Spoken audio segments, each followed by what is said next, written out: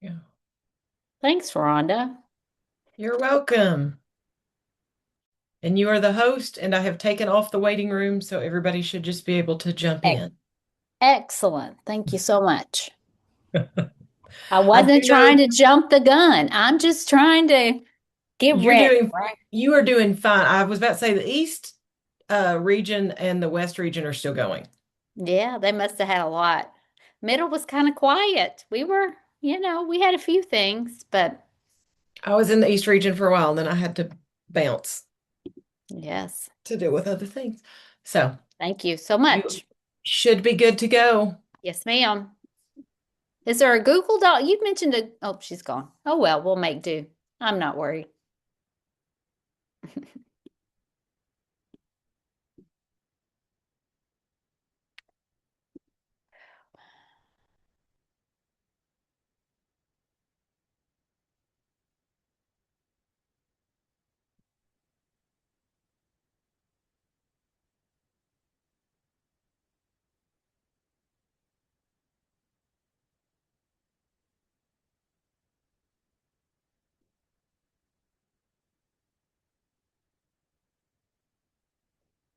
So are y'all doing okay?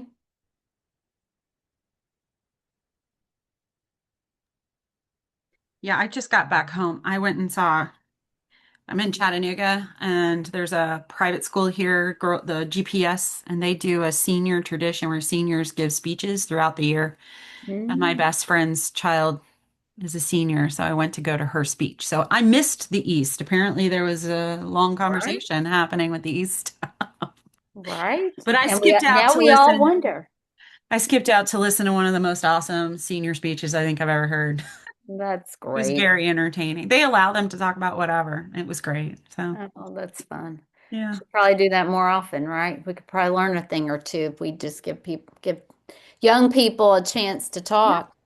They have a lot to say, and it's a lot like she started out with talking about child development and then related it to her own life and her own development, and then it led into that she's an extremely creative person who comes up with the most awesome stories. And so she ended up telling one of her stories, and it was so cute. Very cool. Yeah, Yeah, very cool. but it was fast. Mm. How long So did we have to talk? she had no more than 30 minutes, but she was done in 20. Mm. Just enough for me to miss the East. Yeah.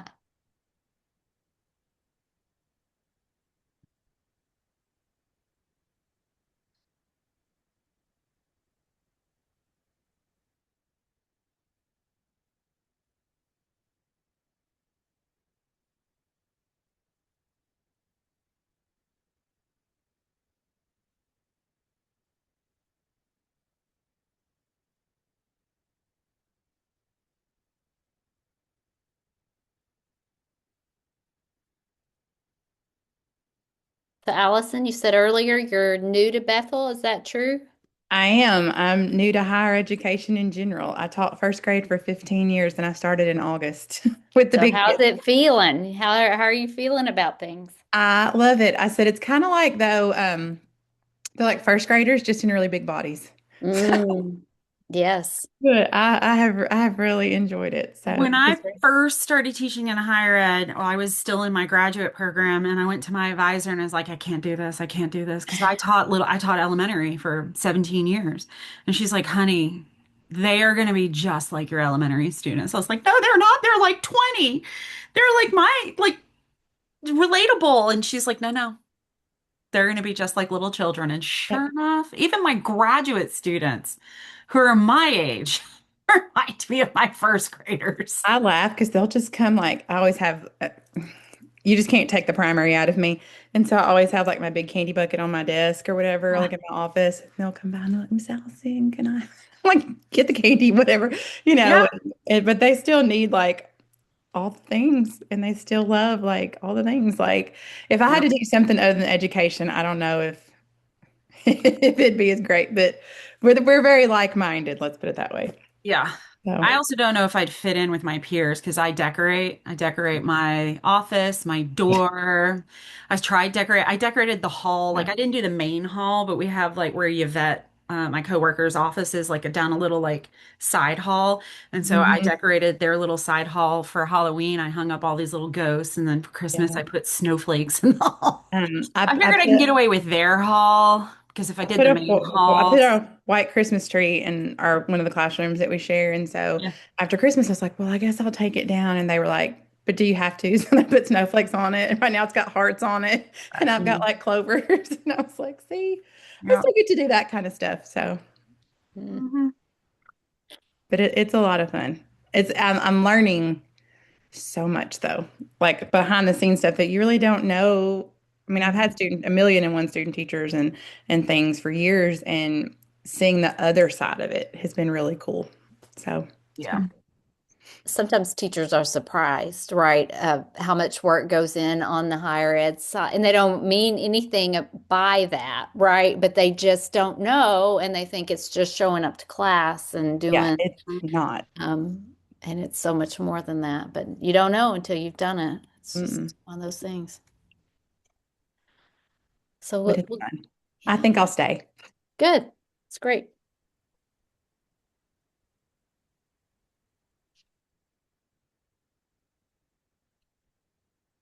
So we'll give folks another couple minutes to come in.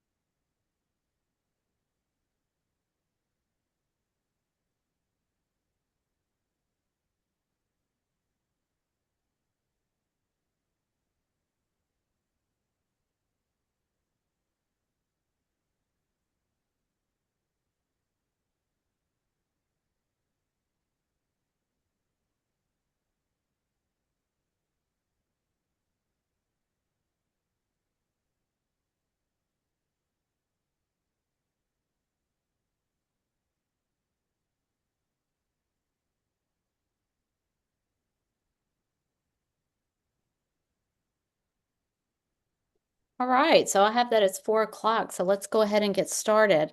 I'm Robin Ridgely, and I'm your host for this faculty job alike session. I'm excited to be with you all. If you haven't been, or if you're fairly new to TACTI, the job alikes are really an opportunity for folks to talk about issues of concern or that are on your mind related to your role. So for us, it's faculty issues. I have been in administration recently, have moved back to faculty. So I haven't been to one of these. I went last fall to the faculty session, but I haven't been to others since we've started doing a faculty job alike. So this is really a free for all, right? I have a few things. I didn't know I was going to be hosting this session till this morning. So I jotted a few things as the day has gone on about topics we might discuss, but I really am hopeful that you all have things on your mind. We have a small group. 12 to me is small. So I'd like to quickly go around and people just say where you're from because this is also a great opportunity to connect with people. Unlike the 176 people we had first thing this morning, we can try to figure out where people are from. So I'm from MTSU and I teach in our integrated early childhood program. My background's early childhood and special education. All right. So do y'all mind to like quickly go around and say where you're from, who you are and where you're from? So I'm just going to call people if that's okay on my screen because I want to take notes here. Stephanie? Hi, I am Stephanie Brennan. I'm at UTC.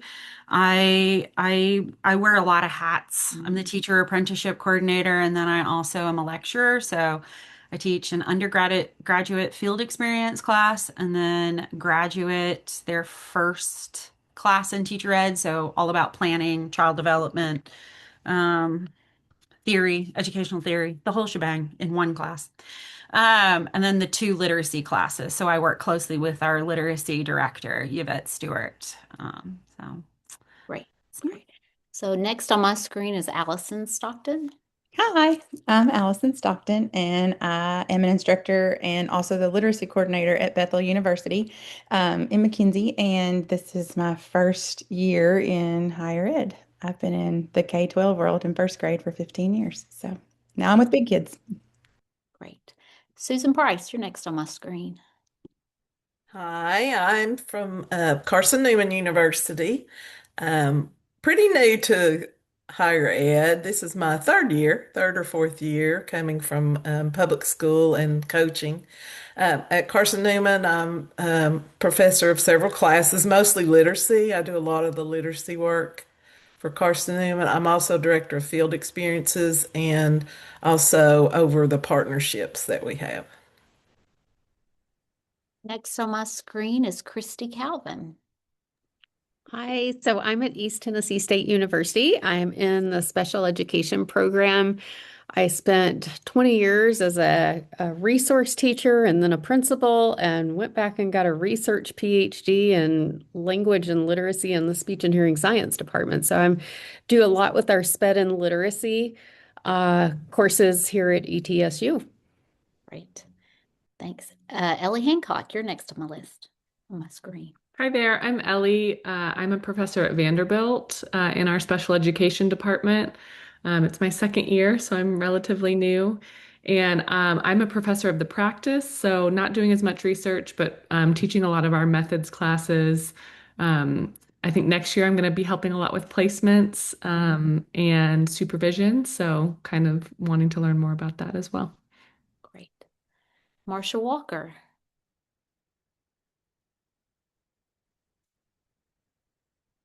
Marsha, are you with us?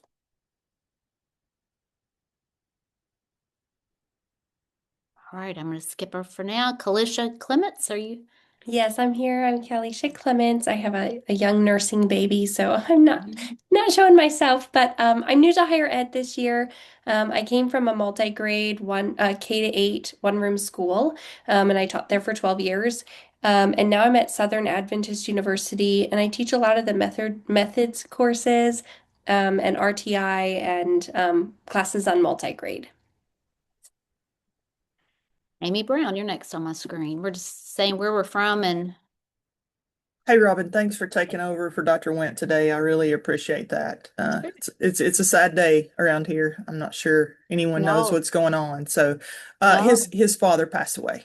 Oh, I'm sorry to hear that. Yeah, and so you remember Julie Baker, right? That was with Yes. Tacti. Well, Jeremy and Julie are brother and sister. I don't know if you ever knew that or not. No. So it's a double dose around here at Tennessee Tech today that their father passed away yesterday afternoon. So thank you for taking over. I'm Amy Brown. I'm the director of teacher ed.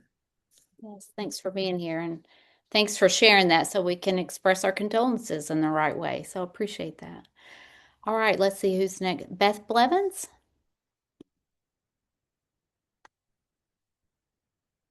Beth? Beth Sisson, let's do you. All right, what about Yolanda? Yes, I'm Great. here. Great. How is everybody? We're great. Good. I'm Yolanda Statham. I'm the Director of Teacher Education at Trevecca. Great, thanks. And this is Beth Blevins. I'm sorry, I good. could not get my mute off. No worries. And I'm not going to turn my camera on because I'm battling a stomach virus right now. But I am at South College. I lived my first life as a principal, instructional coach, and teacher in K-5 and middle school as well, and then retired and came back to teach full-time at South College. And I'm over the literacy courses and also clinical placements. Excellent. Thanks. Debbie Cole, where are you from?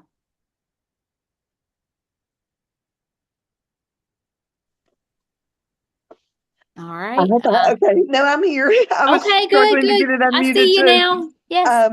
I am Debbie Cole, and I'm at South College. I've been there about 8 years. I did K-8 education prior to that. Spent a year in administration, and then moved to higher ed. I am over the math methods courses at South, and I have been the EdTPA coordinator, and I also facilitate our partnership agreements and making sure we have all that documentation done. Great. Thank you. Destiny Sweeney, where are you from? Hey there, can you hear me? Yes. Hey, yeah, I'm having some technical issues, so I'm glad you can hear me. But Milligan University, and I actually joined Milligan last February. Previously, I was a high school assistant principal, and before that, I was a high school English teacher. Great. Thanks. Chris Brown, you want to tell folks where you're from if they don't know you?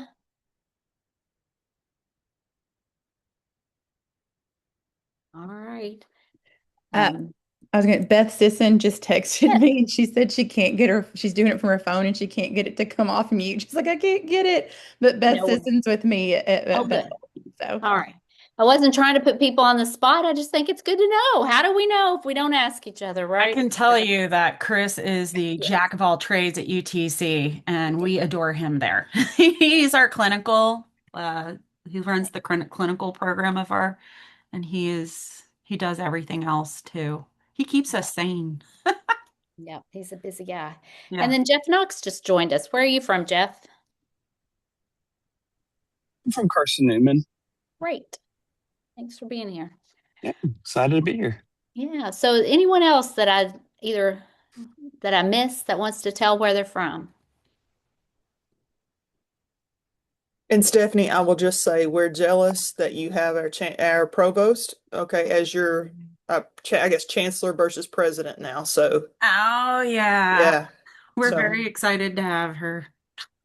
That's great. we're Yeah. very sad to lose her. Sorry.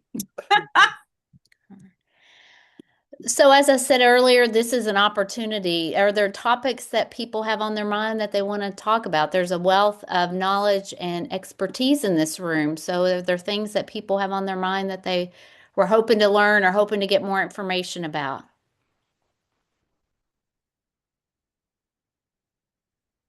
I heard Ellie say, and I don't want to put you on the spot, you wanted to learn more about field placements. Is there a question that you're curious about, or were you just wanting to hear the conversation and go from there? Yeah, I mean, I think it's kind of an ongoing challenge to find good mentor teachers and to not burn them out by sending them a practicum student in the fall and a student teacher in the spring every year so that they get a break sometimes, but then getting our pool big enough where we don't have to ask them every semester or every year is difficult. So I guess just if anyone has advice on finding new mentor teachers within the district, we have partnership with MNPS here in Nashville. But by the time principals approve of us taking on mentor teachers, and then the teachers volunteer below that, our numbers just get really small. So. And in special education too is probably particularly challenging because your pool is a bit smaller to begin with. Right? Exactly. Yeah. So I'm in special ed. And so, high incidence, we have a little more luck, but our low incidence program, they're having to go out to Murfreesboro, Robertson County, Sumner County. So they're having to go even further out. And all of our undergrads at least live on campus. And so they're commuting quite a ways for that experience. So I'm going to pause because I know there are people in our group that that's their deal is finding placements. So do folks go ahead, Amy. Well, Ellie, I'm not our placement coordinator. I have those people a part of my staff, but we're unique in that we have partnerships with 50 plus districts across the state. So we either have to rely on the district if the district wants us to come through their district office, then we have to rely on that contact. If the district wants us to go through the principals within the schools within their district, then we have to go through that process. So we kind of are at the liberty, and maybe everyone is, of who is chosen for us. And then, and hoping that they're good. So we're always going to have a few out of those candidates that the personalities just don't match, or they really didn't want a candidate and they were told versus volunteered to have a candidate. So what we require to stay away from those those practicums is just we do not allow a residency student teaching candidate to be in with a practicum student. Whether that practicum is from our EPP or another EPP, we just don't double dip on that mentor to let that happen. Yeah. Now, obviously, I say we don't. Obviously, if we know, most of the time we would know, then and that would not happen. But it is a challenge, and I'm not going to get on a soapbox, but I kind of am right here because my thought process, guys, when we were talking about the mentor modules this morning, when the state was talking about that, and I've already said this to the state, so I don't mean this to be disrespectful to them, but I would much rather see that if we could find financial assistance from the state. I don't know how to do that to an EPP, so I don't know that. But instead of having mentors to get surveys out to our mentors of our residency students, if our goal is to retain teachers, which we know that it is, and effective teachers, I would love to see a mentor program for first and second year teachers coming out of our programs, and those mentors be there to mentor them by volunteering to mentor them and then being financially compensated to mentor them. I think that's how we would retain teachers. And so that's my soapbox on, and I'm not getting off on the mentor modules. I don't think there's anything wrong with those. I don't mean it that way. It's just, I think we might be cutting our nose off to spite our face in retaining teachers past a one semester of just, focusing on those mentors. Let us focus on those mentors for residency and student teaching and do a mentor program to keep those new teachers, supported in their first and second year of teaching. Okay, I'm off my soapbox, Robin. I'm sorry. Don't apologize, but you're right. I mean, induction's one of our priorities as TACTI, right, is to try to work with our legislators and folks to help them see that that is part of the deal, is if we support new teachers well, then maybe they'll stick around for, longer. So you're just spreading the word, right? Encouraging all of us to try to help get that done. Well, I'm just a former college basketball coach. So my point is, I think more logically than academically sometimes, but I think that if that's our goal, we can go about it a different way if we had some financial compensation and those mentors wanted to be mentors for that first and second year for that new teacher. And then that new teacher feel more supported during those challenging first 2 years in the profession.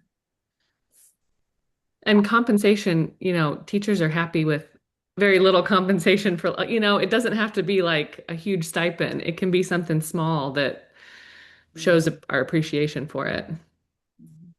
Speaking as someone who just came out of the classroom and has been the people that have had student teachers and had to mentor and stuff like that, like sometimes it's nice to hear just thank you for doing it. But like she said, it doesn't have to be something huge, but like just kind of, because you're going the extra mile anyways. And so just kind of having a little bit of, because any other position that you would be in anywhere, you're going to get compensation for doing something extra. And, we in education don't often get that. So we just kind of settle. But I think it would help and entice people to maybe do it a little bit more. Maybe those who aren't usually involved, it might entice them to do a little bit more, something. And by the way, thanks, Allison, for being a mentor. We have actually tried at South. We have not Dr. Barnett, our dean, has tried to finagle ways to compensate our mentors, and typically the powers that be within our institution say we can't do that. That we can't. Somehow, it's a conflict. So we struggle because we would like to give them some sort of compensation, but we can't. Um, One thing she's done, but she's done it for all teachers, whether they're a mentor or not. She's created a South College scholarship or grant for any Tennessee certified teacher. They get 1,000 off. They and anyone in their family, their immediate family, gets $1,000 off a quarter. But that's not really compensating them for being mentors.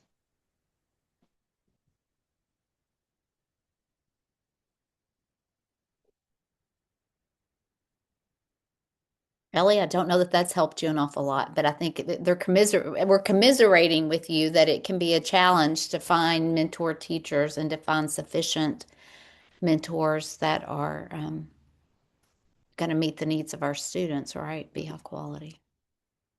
But I think one of the things I heard though is really looking beyond perhaps where you would normally go. I know if you work with MMPS, they have a system, right, for identifying mentors.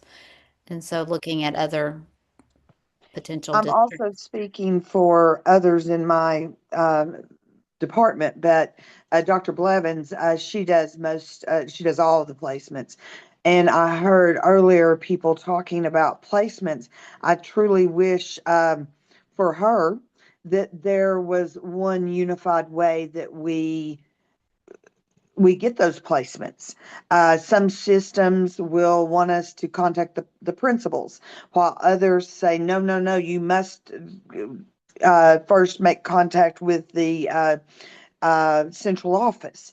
And so I do wish that there was one centralized way, because as much as she tries, it seems like every year we have stepped on somebody's foot because we did it wrong. And it's because the playing ground changes. So I think that's something that might need to be addressed, as well as having a centralized way that we go about requesting them. I also know that we struggle to get placements in the spring for just field placements, because in the upper grades, because they're focused on TCAP. So they're not wanting to do placement. And I fully understand, having been a K-8 teacher, I understand. But so I know that Dr. Blevins struggles during the spring as well.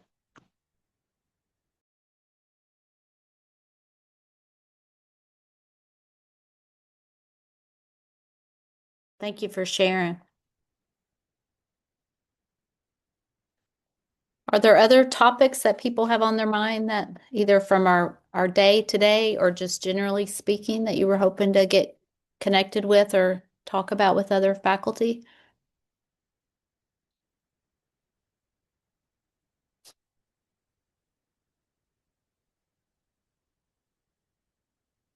So some of the topics that I had written down, so I'm just going to read a few of them, and I'll see if any of them stick or if there are things you're curious or want to talk about. Earlier, we've heard a little bit about how apprenticeship is evolving, and are there things that programs or faculty are doing to support candidates in those placements? AI, that's a hot topic. We had several breakout sessions this morning. I'm curious about ways that people are integrating or using AI. We used to spend an awful lot of time talking about dispositions of candidates. I don't know if that's something that we still struggle with or have concerns about. Assessments that we use. Either today we learned a lot about NES and Praxis, but then I'm sure we all have plenty of the ways that we're assessing within our coursework, right? Is that something that people are interested in? So I'll pause right there and see if any of those hit a nerve, or if you have other things you want to talk about.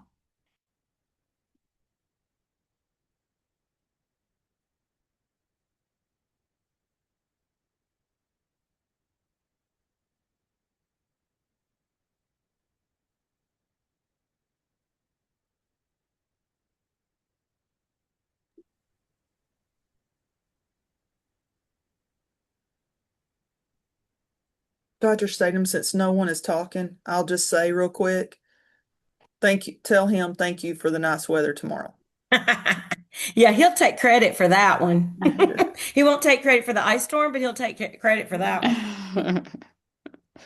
I was just gonna say, I don't know. I am so tired after the long day. My Yeah, brain is just fried. I understand So, that. yep. Well, we're not going to make people stick around. Like, we're not going to hang out in a Zoom session till 5 o'clock just because, or some of you at 6 o'clock, right? Because, but I want to give ample opportunity if there are things for us to chat about, that people get what they need and feel good about the time they've had together and the day we've had. Well, I mean, I'll throw it out there. Are you guys having issues with AI in your students, or are you embracing it? I mean, like, our faculty is both sides of it. It helps me, and I would be a hypocrite if I told my students not to use it to help them. I always tell them it can't be the creative person. It needs to be a thought partner. But I don't know. I'm just of that look, I'm a Zennial, Gen X, right there on the border when computers were first a thing in school. And I remember our teachers, like, they didn't want us to use a calculator. Like, it was like, I remember what that was like. But if someone would just sit down and finally taught us how to use the internet to do research, or, do all these things, it was such a game changer. And it's like, I feel obligated to teach my future teachers how to use it as a tool and a thought partner, but I also don't want to rock the boat. I don't want to be that person. I'm usually quietly saying, okay, listen, you can do it in my class, but don't go into somebody else's class and use it because you don't know if they were going to let you. But I know, is it a problem? I don't know. Yeah, I was grading earlier in one of the sessions and I found 4 assignments that were clearly all AI. Like, Oh, clearly. yeah. I mean, it was like, and I really wanted to know students' depth of thinking, Mhm. not Right. AI's depth of thinking. And so I just sent a blanket email out to my group, and I'm like, I realize that some people may be using this, Mhm. and I'm okay if they want to like use it like you said, as a tool, but not as the creative thinker. So I had one who attempted to use it for their Ed TPA. And when I was reading his rough draft, I went, oh, no, no, no. First off, it was 16 pages long. I was like, no, no, no, no, no, no, no, no. So Let me I jump know in on it. that. I wish I had known about ChatGPT when I was doing the EdTPA, because I would have told my students, Uh-huh. post the rubric to ChatGPT, Yeah. post your work up, and let it tell you where the weaknesses are, Yep. because it can do that better than I can. Actually, that is one reason why he tried to use ChatGPT, is because I told them that. I was like, you've got me checking your work, but you also have this amazing tool that can check it for you too. I've done a 360 in 10 months. A year ago, I had never used AI. And now I use it for every workflow all day, every day.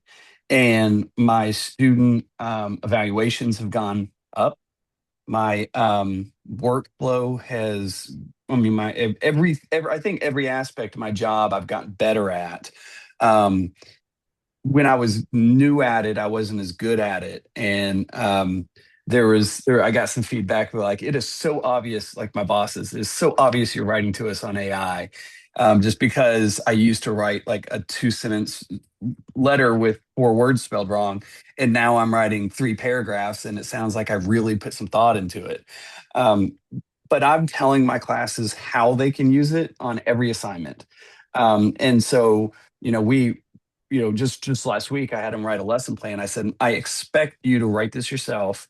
I expect you to post the rubric and post the directions and ask it how you can do it better. And then there's other things where I teach several online classes where we used to do written discussion posts.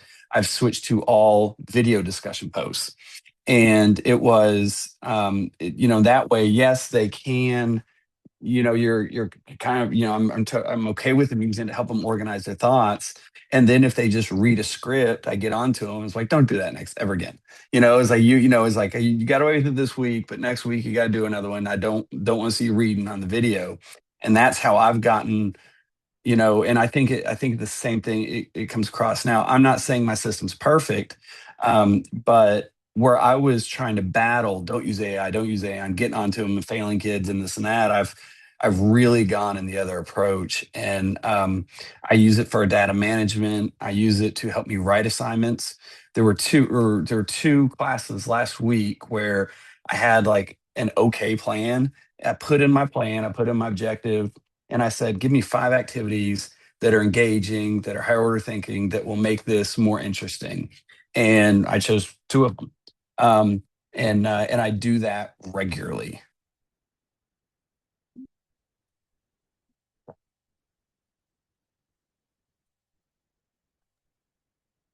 I think that's really smart. I've tried to do that sort of thing too. I don't think to the level that you are, Jeff, but really I tell students how I'm using it in my own work.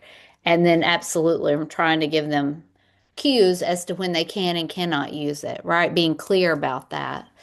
I still have so much to learn though, right? So I'm evolving, but you've given me lots of good ideas.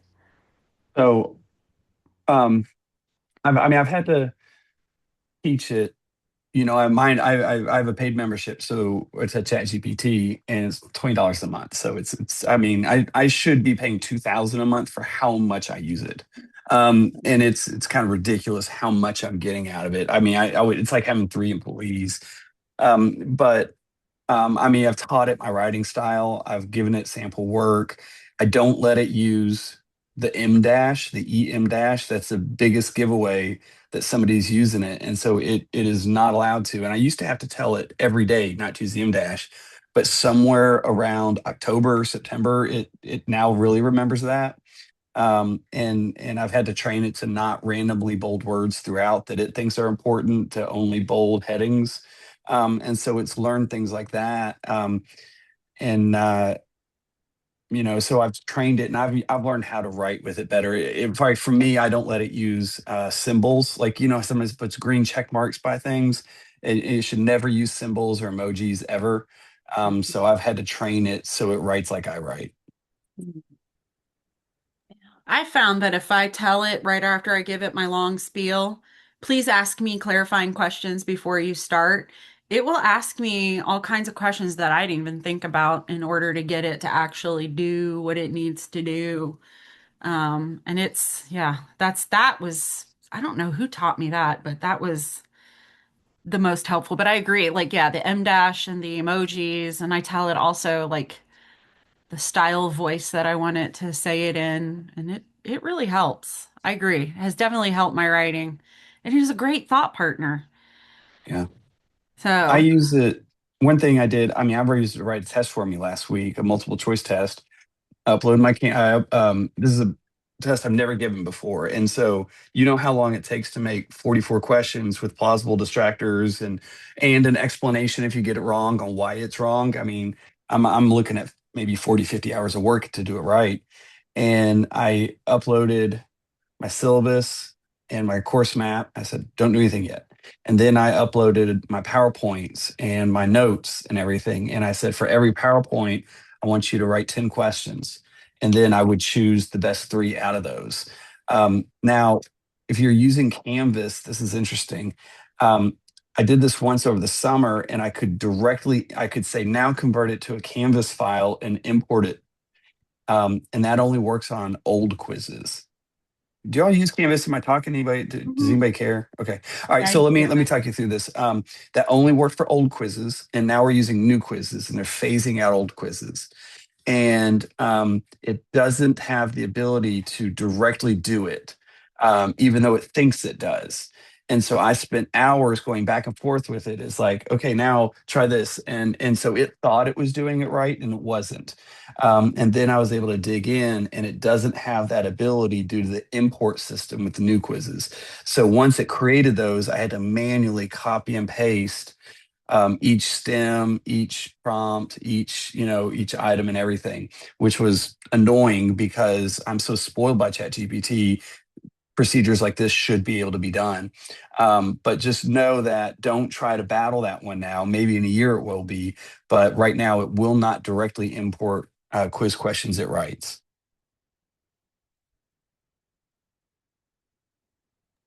That's actually good because I was getting ready to start using the new quizzes, and because someone told me it would generate all that. So that's good to know.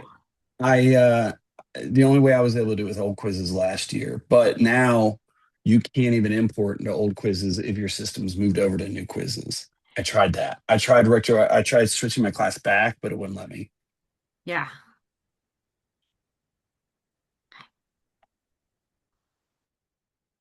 See, these But are the things, Allison, nobody teaches you when you're first in higher ed, is dealing with Canvas. Like let me that was a steep learning curve. I do want to jump in and point something out. I use ChatGPT to help write my syllabus, help design my course, help write my lessons, help write my assignments. My students are allowed to use ChatGPT or AI to use their work. So um, this whole system could step away from using humans altogether, and I recognize that. Um, my workflow is so dependent on ChatGPT that I could see in a business setting, I wouldn't exist in 5 years. In the in the education setting, I shouldn't exist in 10 years. Doing what I do now, my job will not exist in 10 years, and it should not exist in 5. Um, and I'm a little scared by that, but I hope to buy a sailboat by then. I don't know. I have kickback on that one because of all of the research about, well, because our graduate program's moving to online. And it's talking about the most successful online programs, especially for adult learners, have that human contact. So while, yes, you are using AI, you're still the human contact with your students. You're still interacting with them. You're still a part of there's the human they can go to when they need it. And so while, yes, I think parts of our jobs absolutely might go by the way of AI. I think the best learning happens. I mean, if anything, COVID taught us when they kicked us out of the schools and all of our kids went nuts, it was because they didn't have that human contact. That's what we are all about as humans. I mean, more and more, I see more and more like 30-year-olds who are moving off of they're getting rid of their phones. Half my students, my undergrads, walked in with flip phones because I do a lot of QR codes, and I had like 4 kids who were like, "Sorry, I don't have that ability on my phone." I was like, "Wait, really?" So That surprises me. I really do. I mean, I think there is this like, yeah, there's going to be parts of our jobs that we don't have to do, but there is still going to be that part of the job, the educator. I Yeah. guess when I say my job that won't exist, I mean to say it won't exist as it looks now. Oh They're no. still Yeah. going to need people like me to write the classes with the AI. Mhm. It's not just going to fully function on its own. It will just look very different. And it will be kind of like the difference when, look at, 1993 college versus 2003 college. It was a world different due to the reliance on the internet. So I think that 2025 versus 2035 will be that much different again. Well, and that's my hope for higher ed. I'm all about I don't like to do things twice, and I'm all about change and pushing ourselves forward. And I feel like I'm the squeaky wheel in my faculty, going, guys, we have to start stepping forward, and we have to move with the system because we're going to get left behind if we don't. So yeah, no, I 100% agree with you, Jeff. Our jobs are not going to look the same in 5 years, and they shouldn't look the same in 5 years. We're doing something wrong. It does. I think I what have a you've brought up question. though. Oh, Yeah, sorry. go. Nope, I was go. gonna say, those of you who are like having your students use AI and stuff like that on their stuff, do you have them like cite that? Do you have them like note that? Like how do you do that? Like how do you So, So, yeah. oh, sorry. I was just going to say well, my knowledge of it is that ChatGPT and Claude both have a link that they can then share their entire history. And I make them do that. I make them share. So they cite it that they used it, and then they have to share their history with me. So then I can go in and see what they did. I never thought about that. I just, I like say on my videos that they say they're expected to say, the final question on pretty much every assignment is, how did you use AI in this assignment? And so her system's probably better. I think it keeps them honest because when I didn't use that system, I would check their sources. There's quite a few made up sources, which are absolutely funny. But now that just really keeps them honest. You can see their history and they use it on, unless they're doing two different chats. That could be, someone could game the system that way. But yeah, I That's a think lot of extra work that I bet they're not putting in. true, true, I true. grade, I grade some graduate work, and I only use ChatGPT. I'm exclusive. I am not trying to learn other ones. I've played around a little bit and have found no reason to switch or to use two. And that's just my style. But I can say that ChatGPT has not mastered APA, and it makes significant mistakes in reference lists. And that's its biggest place where it does what's it called? The fake, what do they call that? The Oh, hallucinogen, now halluc- that you're, where yeah, it they just makes up, hallucinate. yeah, Yeah. where they hallucinate, where they make up sources. That's the only time I found it where it's just blatantly wrong. And so it's pretty easy to check a source. Just you click on the URL. But I've tried using it myself for APA, and it's just like, man, you're just not that good at it. It's easier just to go to Google Scholar and have it generate it, and then which it doesn't do the link, of course. So then I just have to go and find the URL or the what's it called, the other DOI.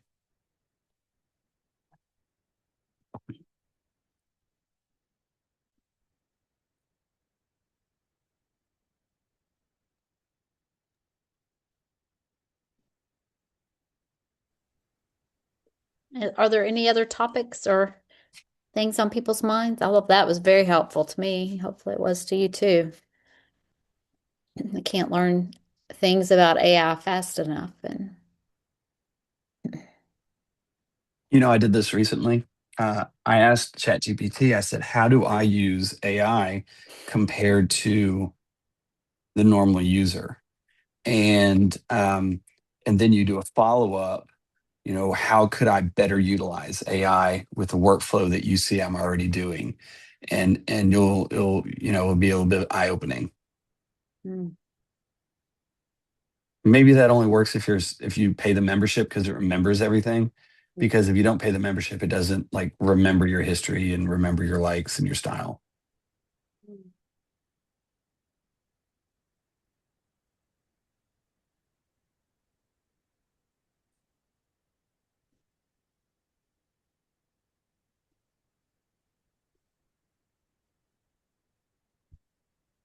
anything else before we wrap up our session for today? I'll give you a tip though. My Go New for it. Year's resolution is to get more creative with cooking. And so what I do when I eat out is I take a picture of the menu of what I ate. And if I really like it, I take that picture, I upload it to ChatGPT, and I say, make me a recipe for this. Because what happens is, how when you're at the menu, you eat something, but you don't really remember like what kind of cheese, what kind of seasonings it was. You just remember you got like chicken on rice and it had a sauce you never heard of. Well, now this sauce I never heard of, I can recreate at home. And so I'm doing that to try to get a more creative meals with my family, and it's really worked. The other thing is my go-to is I go home and it's like 4:30. You need to have dinner ready by like 5:15 to get to practice. And so I just say, I've got some defrosted chicken, I've got rice, I got noodles, I got this sauce, I got this. And then I say, and the normal ingredients in an American kitchen, give me 5 20-minute recipe ideas. And it'll give me things and it'll help come up with new creative meals. Has nothing to do with this, but if I'm ever, I feel like sometimes I'm selling ChatGPT, but it's just one of those like, hey, here's some cool ideas. Yeah, for me, that is a perfect ending to this day because what is it? It is dinner time. And It's are we dinner hungry? time. You bet. And do we want to spend a lot of time making a meal? No, we're all going to get on and say, we've got these ingredients. Make me a meal. I love Make me a that. meal. And the normal ingredients in an American kitchen. Close that with See, I'm that. going to have to put that on my notes. Normal ingredients in an American kitchen. And you just throw some things in there you think kind of Yeah. would sound good together. Like I know I got rice. I know and then I got these random sauces we bought over the summer when I thought it was when I went shopping hungry, and I'm like, it's probably time to use up this Thai powder, you know? Yes. I love that. Thank you. Been very Anything else from anybody? To me, this is a perfect way to end our day together.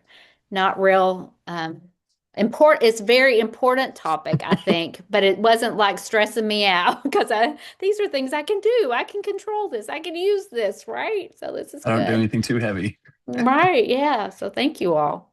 So thanks for being here this day and for participating in Tactic till the bitter end. Appreciate it.